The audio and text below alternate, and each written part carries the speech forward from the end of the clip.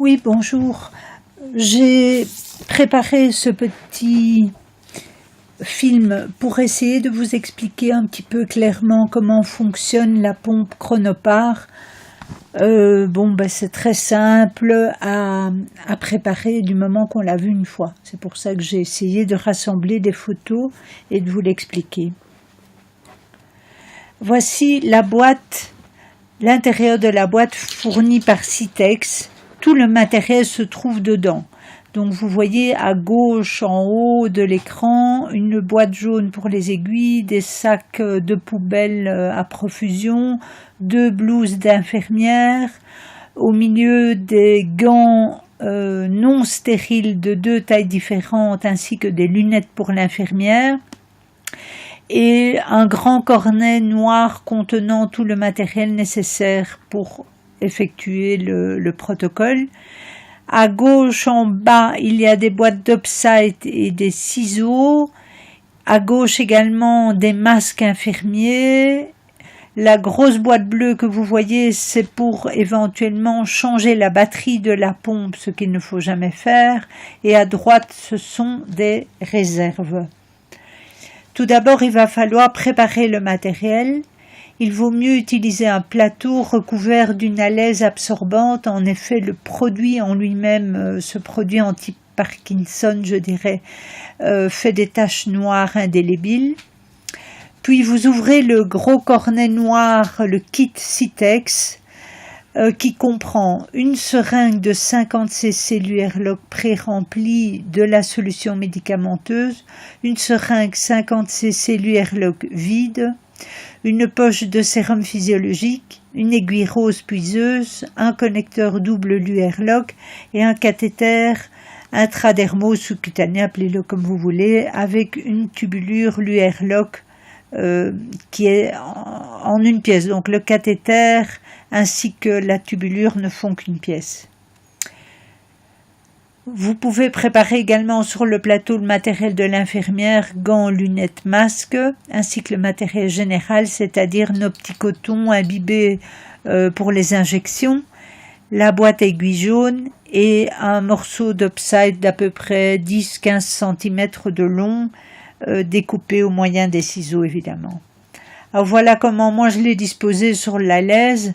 À droite tout ce qui est afférent au patient et à la seringue.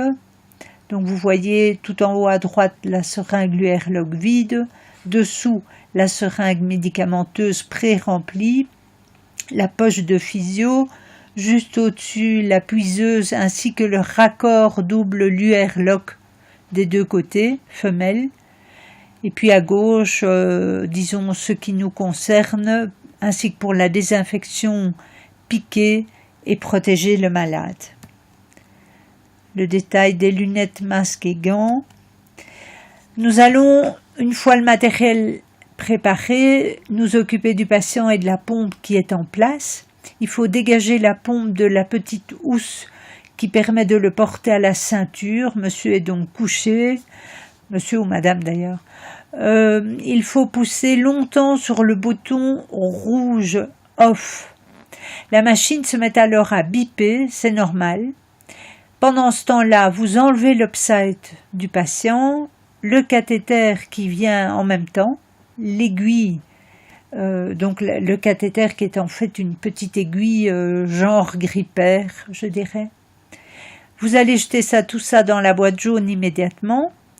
Il faut désinfecter le point de ponction et poser la machine que vous avez donc arrêtée. Elle bip encore, c'est normal. Vous la posez simplement sur le plateau et vous allez faire la manœuvre pour reculer le piston vers son point de départ. En aucun cas, il ne faut retirer la seringue à moitié pleine encore sans avoir fait cette étape. Donc il faut pousser longtemps sur les boutons bleus et blancs, on entend alors le piston qui recule et il y a des signes qui apparaissent à l'écran. Donc on commence par pousser sur le bouton on-off, la machine va afficher stop et biper. Quand vous aurez enlevé le cathéter, vous poussez longuement sur le bouton bleu et le bouton blanc en même temps et quelques secondes, la machine va se mettre à reculer, le piston que vous voyez à gauche recule jusqu'à son point de départ. Pendant ce temps-là, ça dure quand même bien 5 minutes, le retour vers le début. Vous allez préparer la nouvelle seringue pendant que le piston recule. Vous allez connecter la seringue vide de l'UR-Lock à l'aiguille rose, prélever du physio sans air. C'est très important de le prélever verticalement pour qu'il n'y ait pas d'air dans la seringue. Puis déconnecter l'aiguille rose et connecter le double connecteur l'UR-Lock. Connecter cette seringue et le connecteur à la solution médicamenteuse et en position verticale, pousser le physio vers la seringue de médicaments, comme ceci. Donc en haut à gauche, la seringue vide, l'aiguille rose puiseuse et la poche.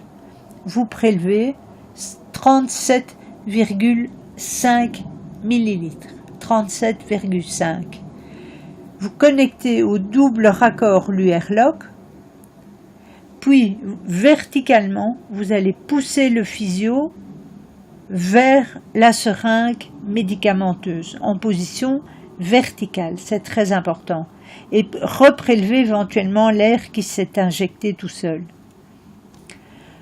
Pendant ce temps-là, donc, le piston reculait.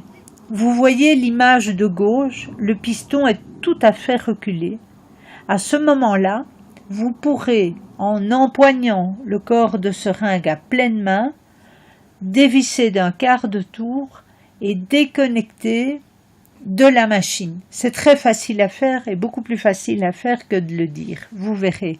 Donc un quart de tour pour dévisser et sortir les lèvres de la seringue des gorges de la machine. Puis, vous allez tout d'abord connecter la seringue, la nouvelle évidemment, au cathéter en ayant déconnecté. Puis, vous allez insérer cette nouvelle seringue dans la machine, comme ceci. Donc vous cliquez d'abord sur le piston et puis vous tournez d'un quart de tour, bien le fixer. Vous allez amener la pompe avec la seringue connectée et le cathéter dans son emballage. Attention donc au produit qui fait des taches, ne pas promener de gouttes. Désinfecter l'abdomen à un endroit sans nodule et piquer le cathéter verticalement en formant un bourrelet de peau. Non pas écarter la peau comme on aurait tendance à vouloir le faire, mais au contraire créer un gros rouleau de peau et piquer droit dedans. Attention, ne pas oublier d'enlever le petit capuchon de l'aiguille pour piquer. Il est tellement fin qu'on risque de ne pas le voir. Puis vous retirez les ailettes en papier et vous fixez avec un upside en faisant une boucle de sécurité.